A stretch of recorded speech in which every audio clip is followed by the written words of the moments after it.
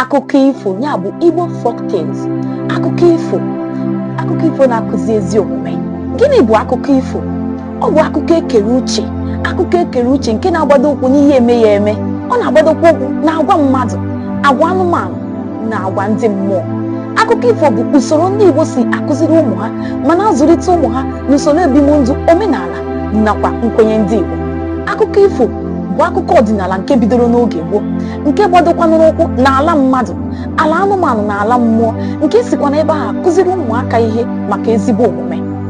Ọ bụ n'akụkọ ifo ka a na-ahụ omenala, ahụmịhe ụwa, ọdịna mbụ, ọdị mgbe ochie na ọdịbendị ndị nwe akụkọ ifo ahụ. A na-akọ akụkọ ifo n'ọnụ n'ihi na ederede abịabeghị mgbe e bidoro ya bụ akụkọ ifo n'oge gboo. Ifo bụ mkpụrụ a na-akụnye n'echiche ụmụaka ka o were ya too, banye n'ime ya, banye n'ime mmụọ ya, ma banyekwa n'akparamagwa ya. Ị na-aghọta? Ugbu a, kedu uru akụkọ ifo bara ndị Igbo? Eji akụkọ ifo akụziri ụmụaka ihe gbasara omenala ndị Igbo, nsọ ala na nkwenye ndị Igbo.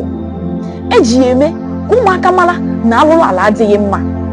Ifo na-eme ka ụmụaka mata ezi mmekọrịta mmadụ na ibe ya, ọkachasị n'ezinụlọ. Ọ na-akụzikwara ụmụaka ihe dị mma na ihe dị njọ ma mee ka ha gbara nke dị njọ ọsọ. Ejikwazi ya enye ọzụzụ nke ga-eme ka ụmụaka too n'ụzọ dị mma.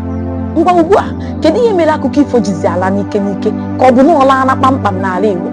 Nke mbụ bụ na ọtụtụ ndị nne na nna enweghịzi mmasị n'ebe agụmagụ na omenala ndị Igbo dị.